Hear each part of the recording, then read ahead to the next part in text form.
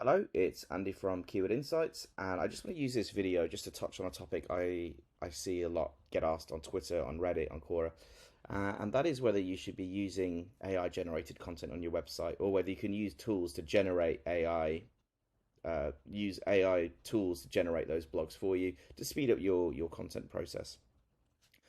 I'm going to start by saying it should be a no. You shouldn't be using pure AI generated content on your blogs or websites. It can be picked up, and Google says it's not to be done.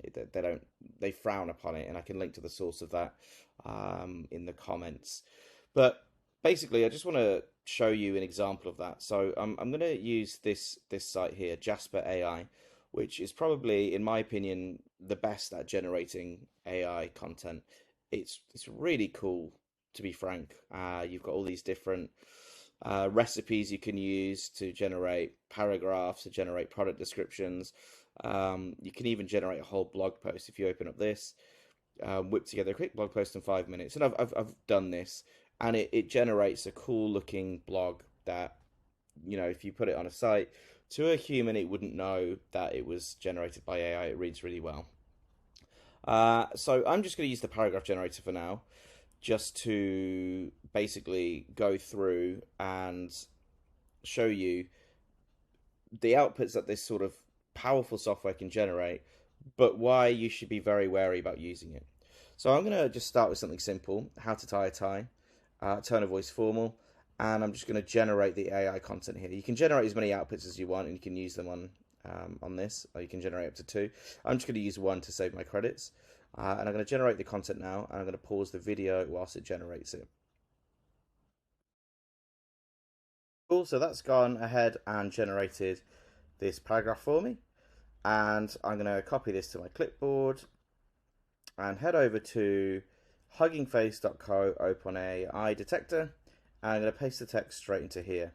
So this is detecting GPT-2, which is an older form of GPT-3, which is what most AI text generating softwares are using. So this, in theory, is worse at detecting than it should be, because I haven't found a GPT-3 detector yet. But so this is an old version, and if I paste that text in here, it is predicted that that text that's generated, which reads really well. I mean, if you just pause the video and read that, you'll see it reads like a human would write it, but it's predicted that it's 99% likely to be fake.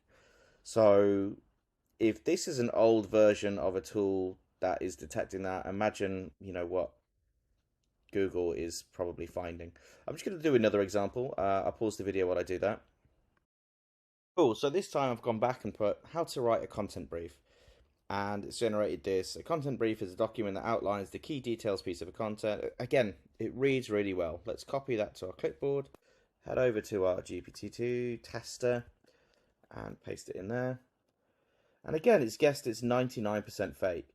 And it doesn't really, like, if it is good. Like, if I wrote my own thing, let me try and write my one. A content brief is a document used to help writers produce a piece of content in a short amount of time. So you can start to see how I've just made that up now, and it's starting to guess that that is more real. So you can see that the other two, it guessed it was 99% fake. So it's pretty good and accurate at picking up what is AI generated content, which is why you shouldn't just rely blindly on tools to produce that content for you. And as you can imagine, there is no silver bullet to generate content quickly or as automated as you think there is.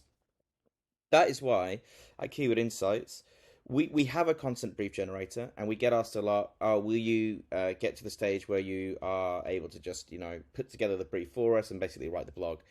To be honest, we're at that stage now, and we are doing everything we can not to. We don't believe in fully automating that process. We still think a writer should be inputting into this, and we believe that AI should be used to speed up producing the content, but it shouldn't be used to actually write it. And I'll just give you a quick show now. So in that same example, how to write content briefs, which is what I started to write here, if you wanted to produce that piece of content, you plug that keyword into our tool, and we'll show you all the top headings. And you can use these headings to make the perfect brief possible. So we're showing you the types of content, the types of headings you want to include. So let's write how to write an effective content brief for writers, and we can edit that slightly. Let's just write how to create an edit content brief. And we'll show you all the headings. So what does a content brief look like? I think that'll be interesting. Why are content briefs important? I'll put that in actually. What to include in your content brief. So my goal here is to make a content outline which is more informative than anything else out there. And then these are the H3s under this H2, so I'm going to fire them across. And then what we do so that you can give your writer or yourself more information, but without generating all the text for you, is we have this idea called extract bullet points.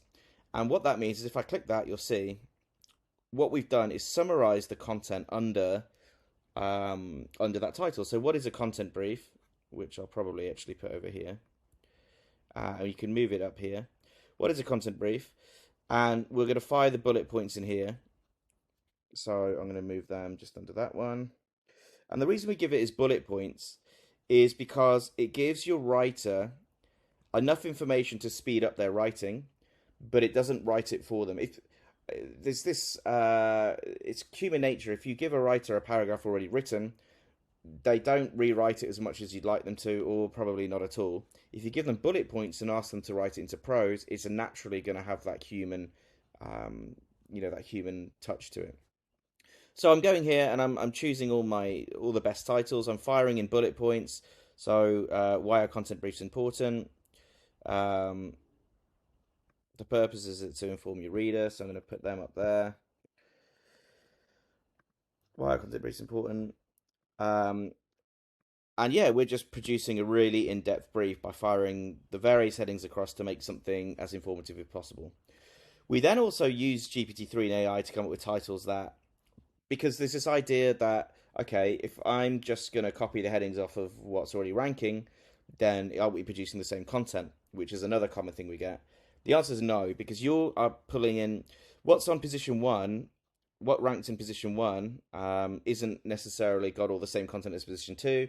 Sometimes you'll see a low authority site ranking position 3 or 4, and it's because it's got interesting points that position 1 and 2 didn't have. It just doesn't have the authority to get in position 1. So it's like this idea of a pick and mix. You're trying to make a brief including the best headings from all of them, all the way down to position 20. We show you all of them really easily. So you are looking across all these briefs and firing in the headings and pulling in the bullet points for each one to make a brief or a content outline that is more informative than anything else out there. We then also pull in your people also ask questions, so you can add extra questions. So sometimes I would just stick in a heading, other FAQs, and fire them in. And here's an interesting point where we do use AI a little bit, but we will only give you a snippet of a paragraph and we still urge you to rewrite it. If there's no bullet points, like we can't create bullet points for these because there's no content for us to scrape. If you click this P, we will use GPT-3 to generate part of that content for you. But it is only a snippet and we don't want to generate as much as other tools do because we want to force the writer. We want to give them enough to speed it up, but we want to force them to write their own thing. So you can see there we've used GPT-3 just there to create a bit of content there. We pull in Reddit questions because if people are going to Reddit, it's because they didn't find the answer to their content elsewhere. And we can make a better content than anyone else by including them. And we also come up with our own titles that can't be found on any of the top results. So you can either spin these out into new blogs and cover your knowledge graph more, or you can cover them in this one. So I really like this one. How do you write a content brief that tells a story? I like that. None of the top results included that. And it's just a different angle that I could maybe include into this brief. What we also do, once you think you've got all the headings that cover is more informative than anyone else, we use our own clustering algorithm so that you can see if you've missed out any important headings. So if you filter here and go by minimum or medium, we then group all the similar headings together. So you can see if it's blanked out white, it means you've got one. But I don't have one talking about an example of a content brief, so I'm going to include that one. I don't have any about the suggested word count, so I'm going to include that. So not only are you now including headings that aren't included on anyone else in the top results, and you have included all the headings that you think are spread across all of them, we'll show you if you're missing any important headings by using our own clustering algorithm. So once you've done all that, and we'll generate title ideas for you and description ideas for you, so that speeds up. And then what you can do is just simply download the brief. Let me just pause that while it's download the brief into Word or copy to your clipboard or open straight into Google Docs, but I'll just download in Word quickly. And then what you do is, if you're sending it to a writer, you fill in this information. So give them a goal, give them a tone of voice, give them any other instructions. But what we have now is all the headings of the perfect brief. You've got a brief that's better than anyone else's, or a content outline that should, in theory, be better than anyone else's. But we haven't used AI to generate the majority of the content, other than little bits where you want a bit of help.